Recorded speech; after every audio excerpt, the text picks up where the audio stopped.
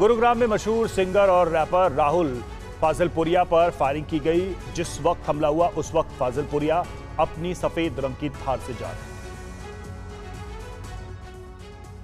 हरियाणा के गुरुग्राम में जिस वक्त हमला हुआ, राहुल फाजिलपुरिया अपनी सफेद रंग की थार से जा रहे थे, जिसका सीसीटीवी फुटेज भी सामने आया है। दावा यह किया जा रहा है कि इसी दौरान हमलावर पीछे से दूसरी गाड़ी में आए और गोलियां चलाने लगे। इसकी भनक लगते ही फाजिलपुरिया ने गाड़ी दौड़ा दी और इससे वो इस हमले में बाल बाल बच गए। फाजिलपुरिया के पास पहले हरियाणा पुलिस की सिक्योरिटी थी, लेकिन 3 महीने पहले ही सरकार ने इसको हटा लिया था। हमलावर कौन थे और उन्होंने फाजिलपुरिया पर हमला क्यों किया, इसके बारे में अभी तक पता नहीं चल सका है। पुलिस मामले की तफ्तीश में जुटी हुई है। पूरे इलाके की सीसीटीवी फुटेज को खंगाला जा रहा है। फाजिलपुरिया पर हुए हमले का तरीका ठीक वैसा ही है जैसे कि 3 साल पहले मशहूर पंजाबी सिंगर सिद्धू मूसेवाला का कत्ल किया गया था। फाजिलपुरिया मशहूर यूट्यूबर एल्विश यादव के दोस्त भी हैं। राहुल फाजिलपुरिया ने 2024 में गुरुग्राम लोकसभा सीट से पूर्व डिप्टी सीएम दुष्यंत चौटाला की जन नायक जनता पार्टी के टिकट पर चुनाव लड़ा था। हालांकि वो चुनाव हार गए थे। उत्तर प्रदेश के जौनपुर से एक सनसनीखेज मामला सामने आया। यहां पर बेटी के सामने उसकी विधवा मां की हत्या कर दी गई। हत्या का आरोप महिला के प्रेमी पर लगा है। उत्तर प्रदेश के जौनपुर में हुए इस वारदात का सीसीटीवी फुटेज भी सामने आया है, जिसमें देखा जा सकता है कि कैसे इस घटना को अंजाम देने के बाद सफेद रंग के कपड़े में ये शख्स मौके से फरार हो रहा है। चाकू से कई वार किए गए, जिससे महिला की मौके पर ही मौत हो गई। पूरा मामला कोतवाली थाना इलाके के बल्लोच का है। मृतक महिला का नाम शकीमुन निशा है। शकीमुन निशा के पति शहाबुद्दीन की मौत 4 साल पहले हो गई थी। इसके बाद महिला के पड़ोस में रहने वाले रुस्तम से प्रेम संबंध थे। रुस्तम यहाँ किराए के मकान में रहता था। पुलिस का कहना है कि निशा और रुस्तम पति पत्नी की तरह एक साथ रहते थे। बताया जा रहा है कि उन्होंने अभी तक निकाह नहीं किया था। प्रेमी महिला से जबरन शादी करना चाहता था।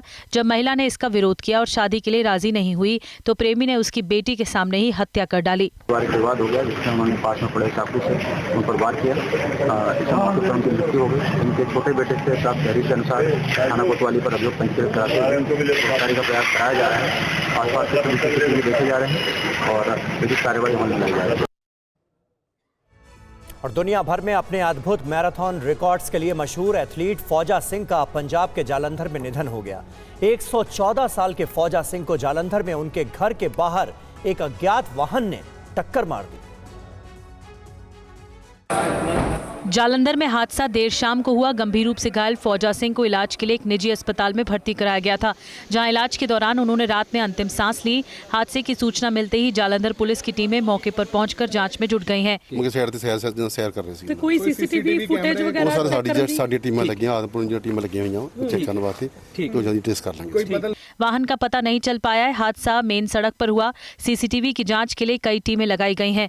फौजा सिंह की मौत ने पूरे खेल जगत और उनके चाहने वालों को गहरे शोक में डुबो दिया है। लोगों ने न केवल एक महान एथलीट बल्कि साहस और प्रेरणा के रूप में याद कर रहे हैं। प्रधानमंत्री मोदी ने भी मशहूर एथलीट फौजा सिंह के निधन पर दुख व्यक्त किया। फौजा सिंह का जन्म 1911 में पंजाब के जालंधर जिले के ब्यास पिंड में हुआ था। वो पूरी दुनिया में एक मिसाल बने जब उन्होंने 90 साल की उम्र में अंतर्राष्ट्रीय स्तर पर मैराथन दौड़ना शुरू किया। उनकी कड़ी मेहनत और साहस ने उन्हें टर्बन टॉर्नेडो के नाम से मशहूर कर दिया। फौजा सिंह अब तक के सबसे उम्रदराज मैराथन धावक माने जाते हैं, जिन्होंने कई मैराथन दौड़ें पूरी की हैं। बिहार की राजधानी पटना में आज एक बैंक मैनेजर का शव मिला। अभिषेक वरुण नाम के बैंक मैनेजर के परिजनों ने उनके लापता होने की शिकायत दर्ज कराई थी। ये तस्वीर पटना के एक निजी बैंक के मैनेजर अभिषेक वरुण की है, जिनका आज शव बरामद किया गया। बताया जाता है कि अभिषेक वरुण पिछले 36 घंटे से लापता थे। पुलिस उनकी तलाश कर रही थी। इसी बीच उनका शव बेउर इलाके के कुएं में मिला। जानकारी के मुताबिक अभिषेक पटना के कंकड़ बाग के रहने वाले थे और ICICI लोम्बार्ड के ब्रांच मैनेजर के पद पर कार्यरत थे। अभिषेक का शव बेउर इलाके तक कैसे पहुंचा, पुलिस इसकी तफ्तीश में जुटी है। मामले की रिपोर्ट कंकड़बाग थाने में दर्ज की गई है। इस बीच एक सीसीटीवी फुटेज सामने आया, जिसमें अभिषेक अपनी स्कूटी पर सवार होकर कहीं जा रहे थे, लेकिन इसके बाद अचानक से वो लापता हो गए। कुएं से ही बैंक मैनेजर की स्कूटी भी मिली। अब तक पता नहीं चला है कि अभिषेक के साथ क्या हुआ, लेकिन बिहार में लगातार हत्या की वारदातों से सियासत गर्म है। एक बार फिर नेता प्रतिपक्ष ने राज्य सरकार पर हमला बोला है। क्राइम कैपिटल तो बिहार हो गया है, कितना अपराध हो रहा है वो आप लोग तो कवर कर ही रहे, दिखाई रहे कहाँ कहाँ किसकी हत्या नहीं हो रही। डेली हो रहा है, गोली चल रहा है, डेली अपहरण हो रहा है, डेली रेप हो रहा है। कोई पूछने वाला है? सब लोग अचेत अवस्था में।